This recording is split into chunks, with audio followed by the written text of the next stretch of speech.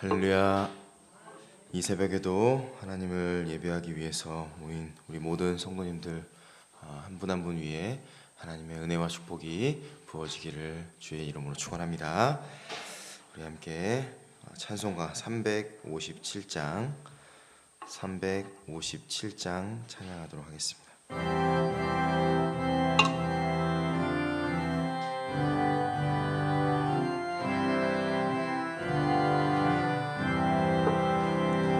주 믿는 사람 일어나 다 힘을 합하여 이 세상 모든 마귀를 다고서 멸하세. 저 앞에 오는 적군을 다 싸워 이겨라. 주 예수 믿는 힘으로 온 세상 이기네. 믿음이 이기네. 믿음이 이기네. 주 예수를 믿음이 온 세상 이기네. 온 인류 마귀 괴율로 큰 죄에 빠지니 진리로 띠를 띠고서 늘 기도드리세. 참 믿고 의지하면서 겁없이 나갈 때 주 예수 믿는 힘으로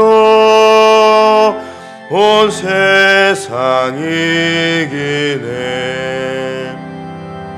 믿음이 이기네. 믿음이 이기네. 주 예수를 믿음이 온 세상 이기네. 끝까지 이긴 자에게 흰 옷을 입히고 또 영생 복을 주시니 참 기쁜 일세. 이 어두운 세상 지나서 저 천성 가도록 주 예수 믿는 힘으로 온 세상 이기네. 믿음이 이기네. 믿음이 이기네. 주 예수를 믿음이 온 세상 이기네. 아멘. 오늘 우리에게 주시는 하나님의 말씀은 신명기 8장 11절로 18절까지 말씀입니다. 구약성경 275면에 있는 신명기 8장 11절로 18절까지 말씀.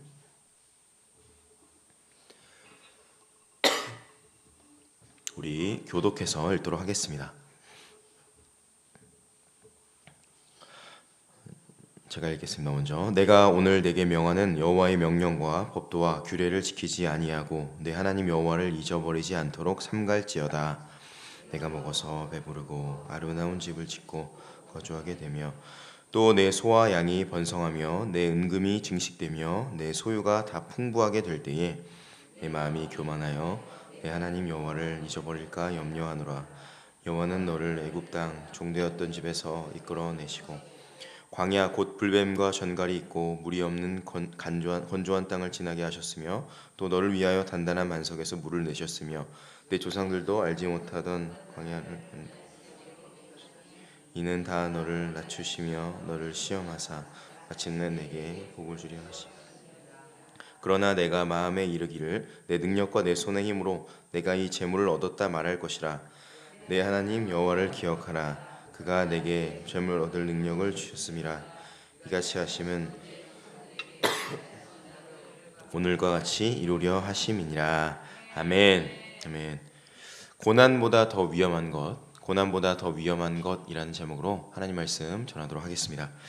신앙이 가장 뜨거웠던 때는 여러분 언제이십니까? 대부분의 사람들은 취업이 잘 되지 않았을 때, 병상에 누워 울던 밤, 혹은 재정이 막혀서 길이 보이지 않던 때를 추억합니다. 이상하지 않습니까? 인생은 가장 힘들었는데 하나님이 가장 가까이에 계신 거죠. 그렇다면 반대로 물어보시기 바랍니다. 신앙이 가장 식었을 때는 언제였습니까? 고난의 때가 아닙니다. 일이 잘 풀리기 시작했을 때, 기도를 조금만 해도, 아니 안 해도 일이 잘 되고 괜찮아 보였을 때, 굳이 무릎 꿇지 않아도 삶이 잘 굴러가던 그 계절입니다. 성경은 이것을 정확히 알고 있었습니다. 오늘 본문도 동일한데 도덕적 훈계가 아니라 3,500년 전에 하나님께서 이스라엘 백성들에게, 오늘 우리에게 가장 진지한 영적 경고를 하시는데, 고난보다 더 위험한 것은 바로 형통이다라는 겁니다. 그런데 누군가에게는 이 말씀이 불편할 수 있습니다. 목사님, 저 열심히 살았습니다. 이 악물고 노력했고, 그리고 이제 조금 먹고 살만해졌습니다. 그런데 또 조심하라고요? 왜요? 잘 되는 게 위험합니까? 풍요가 왜 경계의 대상입니까? 라고 질문할 수 있습니다. 형통이 나쁘기 때문이 아닙니다. 형통이 우리를 속이기 때문입니다. 형통은 이렇게 말합니다. 내가 이 모든 걸 해냈다. 괄호치고 내가 중심이다 라는 거죠. 그리고 그 순간 하나님은 주변으로 밀려납니다. 사랑하는 여러분, 하나님의 경고는 우리를 억누르기 위한 것이 아니라 사랑의 경고임을 기억하시기 바랍니다. 이 새벽 이런 질문 앞에 서시기 바랍니다. 형통 속에서 나는 하나님을 잊고 있는가, 아니면 더 깊이 기억하고 있는가? 첫 번째로 기억해야 되는 것은 조심하라입니다. 조심하라. 자, 따라해볼까요? 조심하라. 왜 조심해야 되냐면 망각은 조용히 찾아오기 때문입니다. 오늘 본문 11절 말씀 한번 읽어보도록 하겠습니다. 11절 말씀. 자, 시작. 내가 오늘 내게 명하는 여호와의 명령과 법도와 규례를 지키지 아니하고 내 하나님 여호와를 잊어버리지 않도록 삼갈지어다. 아멘. 여기 삼가다라는 말씀이 있는데요. 여기 히브리 말은 샤마르라는 히브리 말을 씁니다. 삼갈지어다. 단순히 조심해라라는 단어가 아니라 군대 용어로 지키다 혹은 경계하다라는 뜻을 가지고 있습니다. 성벽 위의 경계병이 밤새 어둠 속에서 그 지평성을 응시하는 그 긴장감과 무게감이 이 삼갈지어다라는 단어 안에 내포되어 있습니다. 왜 잊어버리는 것을 이렇게까지 삼가해야 할까요? 망각은 그렇게 자연스럽게 찾아오기 때문입니다. 그리고 그 결과는 치명적이는데 12절부터 14절까지 읽겠습니다. 시작. 내가 먹어서 배부르고 아름다운 집을 짓고 거주하게 되며 또 내 소와 양이 번성하며 내 은금이 증식되며 내 소유가 다 풍부하게 될 때에 내 마음이 교만하여 내 하나님 여호와를 잊어버릴까 염려하노라. 여호와는 너를 애굽 땅 종되었던 집에서 이끌어내시고. 아멘. 하나님을 잊는 과정에 어떤 극적인 사건이나 큰 죄를 저지르는 것이 아닙니다. 오늘 본문을 조금 더 명확하게 분석하면 먹고 배부르고 집을 짓고 재산이 늘어요. 그리고 마음이 교만해지는데 마지막에 어떻게 되죠? 하나님을 잊어버립니다. 누군가 유혹한 것도 아니에요. 큰 고난이 찾아온 것도 아닙니다. 그냥 최선을 다해서 잘 먹고 잘 살기 위해서 남들 사는 것처럼 열심히 살았을 뿐인데 어느 날 돌아보니 하나님이 내 삶에서 사라져버렸습니다. 사랑하는 여러분, 타락은 드라마틱하게 빠지는 것이 아닙니다. 어느 날 갑자기 우리가 무너져 내리는 것도 아닙니다. 아주 평범한 일상에서 자연스럽게 찾아온다는 것을 기억하시기 바랍니다. 그래서 하나님은 이렇게 말씀하시는 겁니다. 다시 11절. 내가 오늘 내게 명하는 여호와의 명령과 법도와 규례를 지키지 아니하고 내 하나님 여호와를 잊어버리지 않도록 삼갈지어다. 여러분 형통한 삶을 살고 계신 분이 혹시 계십니까? 큰 문제 없이 잘 살고 있습니까? 모든 것이 평안하십니까? 바로 그때가 삼갈 때, 하나님을 경계할 때, 그러니까 하나님을 경계하는 게 아니라 내 삶에 문제가 있다는 것을 경계해야 된다는 것을 기억하시기 바랍니다. 2019년에 미국의 기독교 문화 연구기관인 바나 리서치에서 교회를 떠난 사람들에게 이유를 물었습니다. 가장 많이 대답한 것은 놀랍게도 위기가 아니라 번영이었습니다. 삶이 잘 돌아가고 있기 때문에 교회를 떠났습니다. 그리고 그냥 바빠졌습니다. 그래서 교회 갈 시간이 없습니다 였습니다. C.S. 루이스가 쓴 스크루테이프의 편지가 있습니다. 이 책은 고참 악마가 신참 악마에게 쓴 31개의 편지를 묶어놓은 겁니다. 거기서 이렇게 얘기합니다. 인간을 망하게 하려면 극적인 유혹이 필요 없다. 그냥 바쁘게 만들어라. 행복하게 만들어라. 그러면 저절로 우리 편이 된다. 저는 정확하게 분석했다고 생각합니다. 인간을. 우리는 고난 중에 있으면 기도합니다. 하나님 도와주세요. 그럼 우리의 영이 살아납니다. 반대로 형통 가운데 있으면 어떻게 하죠? 기도 안 하죠. 머리로 계산합니다. 그리고 이 정도면 내가 해낸 거지라고 생각합니다. 그러면 당연히 우리의 육과 혼이 살아납니다. 반대로 영이 죽습니다. 사랑하는 여러분, 그러므로 조심하십시오. 타락은 조용히 무섭게 찾아옵니다. 신앙의 가장 큰 적은 고난이 아닙니다. 하나님 없이도 괜찮다고 느끼게 만든 형통이라는 사실을 오늘 아침 기억하시기 바랍니다. 자, 두 번째로 기억하라입니다. 기억하라. 왜 뭘 기억하냐면 광야는 저주가 아니라 선물인 것을 기억하시기 바랍니다. 본문에 등장하는 광야의 이미지를 한번 보겠습니다. 15절 말씀 읽겠습니다. 자, 시작. 너를 인도하여 그 광대하고 위험한 광야 곧 불뱀과 전갈이 있고 물이 없는 간조한 땅을 지나게 하셨습니다. 여기까지만 읽겠습니다. 아름답지도 낭만적이지도 않습니다. 그런데 하나님은 왜 이 광야를 반복해서, 오늘 본문만이 아니라 계속해서 말씀하십니다. 쉽게 말해서 왜 지나간 고통을 다시 하나님은 반복적으로 꺼내시고 기억하게 하시는 걸까요? 은혜의 기억만이 교만을 막는 유일한 백신이기 때문입니다. 마틴 루터는 이렇게 말했습니다. 나는 날마다 복음을 설교하지 않으면 곧바로 교만해진다 라고 얘기했습니다. 이유가 무엇일까요? 죄인은 은혜를 잊는 순간 다시 자기의 힘을 의지하기 때문입니다. 광야에서 이스라엘은 완전히 무력해졌습니다. 먹을 것은커녕 물 한 모금 마실 수 없는 상황이 있었습니다. 그래서 만나가 내렸을 때, 그리고 반석을 쳐서 물이 나왔을 때 그것이 하나님의 선물이라는 것을 직감적으로 깨달았습니다. 광야에서는 살려주시는 것 자체가 은혜였습니다. 본문 16절 말씀 읽겠습니다. 시작. 내 조상들도 알지 못하던 만나를 광야에서 내게 먹이셨나니 이는 다 너를 낮추시며 너를 시험하사 마침내 내게 복을 주려 하심이었느니라. 아멘. 그래서 광야는 내가 할 수 없다는 것을 배우는 자리인가 동시에 하나님이 나의 전부인 것을 깨닫는 자리가 광야입니다. 그래서 광야는 저주가 아니라 내게 복을 주기 위한 교실이라는 것을 기억하시기 바랍니다. 그 교실에서 배운 은혜가 오늘의 형통을 안전하게 지켜주게 될 것입니다. 어니스트 해밍웨이는 이런 말을 했습니다. 세상은 모든 사람을 부숴버린다. 그러나 어떤 사람들은 부서진 자리에서 더 강해진다. 그것이 광야의 역설입니다. 부서진 자리에서 우리는 하나님을 만나서 더 강해집니다. 사랑하는 여러분, 혹시 광야의 시간을 기억하십니까? 취업이 되지 않았을 때 모든 것이 닫혔지만 하나님이 전혀 다른 길을 열어주셔서 그것을 살아났던 기억, 병상에 누워서 눈물로 기도하던 그 밤, 통장에 돈 하나 없었는데 한 푼도 없었는데 예상치 못한 도움으로 채워주셨던 그때, 그 광야의 시간, 그 광야의 시간이 지금의 저와 여러분들을 강하게 만들어 주신 줄로 믿습니다. 저도 목회자 자녀로 넉넉하지 못한 형편에 자랐습니다. 20살 때부터 학비라든지 생활비를 대출받아 살았는데요. 해외에 나간다는 것을 상상하지 못했을 때 이제 선교를 교회에서 가게 됐어요. 그래서 기도했습니다. 잠깐 기도했어요. 믿음이 없이. 그런데 예상하지 못한 방법으로 해외 선교의 길이 열렸습니다. 정말 기적 같은 일이었어요. 그때 제가 깨달았던 것은 내가 사는 것이 아니라 하나님이 나의 인생을 살게 하시는구나. 그 광야의 시간이 그때부터 지금까지 제가 해외를 많이 나갔었는데 제 돈으로 한 번도 나간 적이 없습니다. 하나님께서 다 나가게 하셨는데 마찬가지입니다. 광야에 신실하신 하나님은 그때도 신실하셨다면 지금도 신실하시고 앞으로도 신실하신 줄로 믿습니다.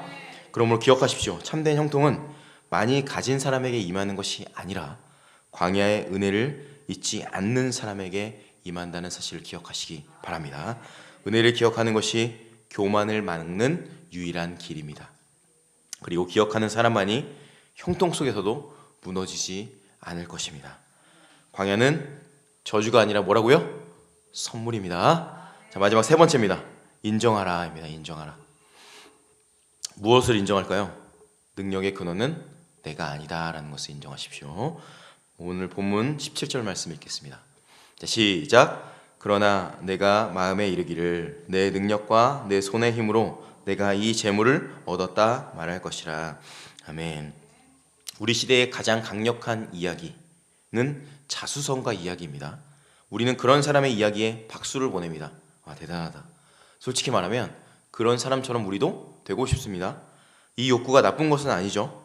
성취하려는 의지, 성실하게 일하려는 태도는 하나님이 우리에게 주시는 선물입니다. 그렇게 살고 싶고 그런 이야기를 이루고 싶습니다. 그런데 문제는 그 노력이 아니라 그 이야기의 주어입니다. 자수성가, 한자로 스스로 자, 손수, 이룰성, 집가. 정말 대단한 일이죠. 그러나 거기에 중심에는 누가 있죠? 내가 있습니다. 밤잠 줄여가면서 성실하게 잘했기 때문에 성공한 게 맞지만 성경은 그게 위험하다고 얘기합니다. 왜 그럴까요? 본문 18절 읽겠습니다. 시작. 내 하나님 여호와를 기억하라. 그가 내게 재물 얻을 능력을 주셨음이라. 이같이 하심은 내 조상들에게 맹세하신 언약을 오늘과 같이 이루려 하심이니라. 아멘. 하나님이 주신 것은 재물 자체가 아닙니다. 재물 얻을 능력입니다. 이 차이가 결정적입니다. 재물은 결과입니다.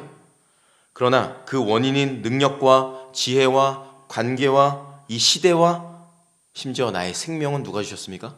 하나님이 주셨습니다. 철학자 마이크 샌델은 공정하다는 착각에서 이렇게 얘기합니다. 우리가 성공을 전적으로 자신의 노력의 결과라고 믿을 때 우리는 실패한 사람들을 향해 연민 대신 경멸을 갖게 된다. 능력주의는 성공한 사람에게는 자만을 주고 실패한 사람에게는 수치를 남깁니다. 왜냐하면 모든 것을 뭐로 개인 생각하기 때문이죠? 내 힘으로 설명하기 때문입니다. 그러니까 실패한 누군가를 향해서 무엇을 얘기하죠? 손가락질합니다. 왜 저 사람 저거밖에 못하지?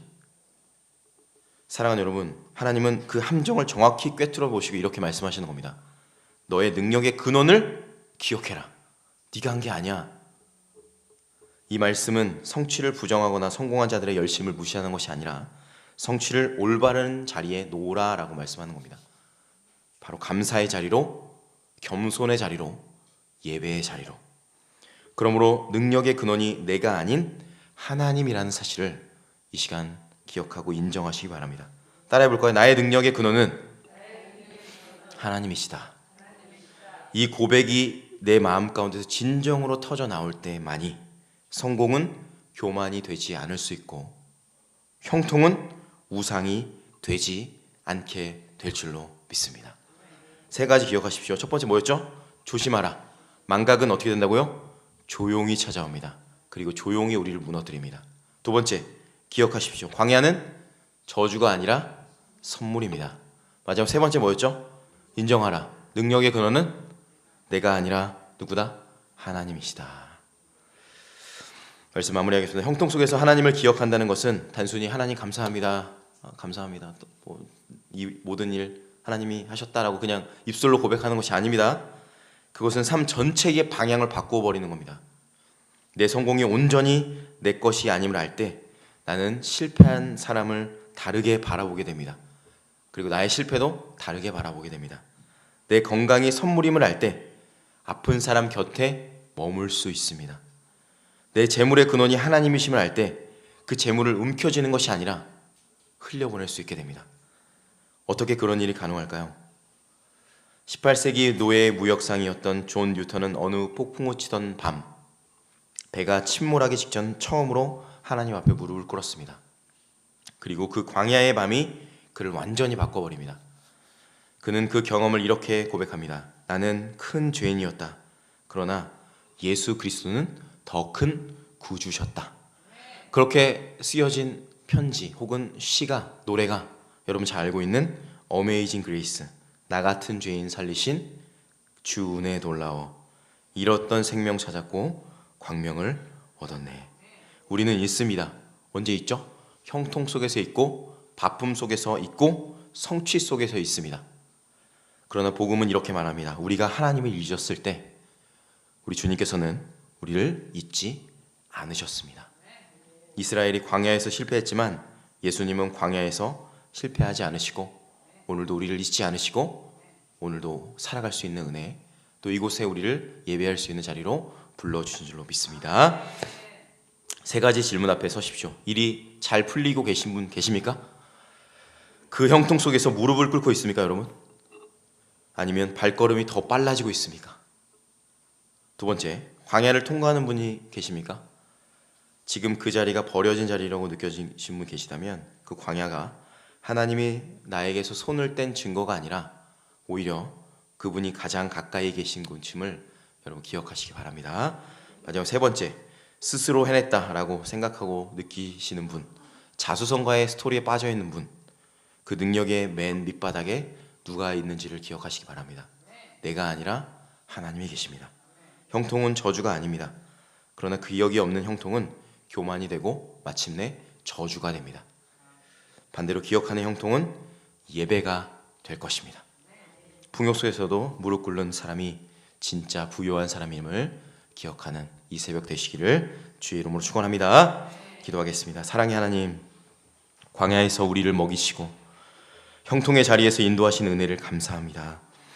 그러나 주님, 우리는 자주 잊었습니다.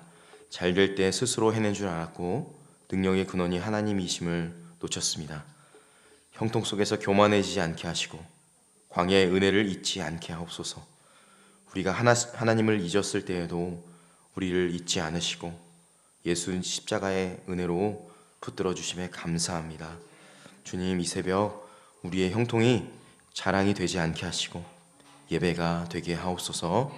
풍요 속에서도 무릎 꿇게 하시고 성공 속에서도 겸손하게 하시고 모든 능력의 근원이 하나님이심을 날마다 매 순간 고백하게 하여 주시옵소서. 광야에서도 신실하셨고 오늘도 동일하신 예수 그리스도의 이름으로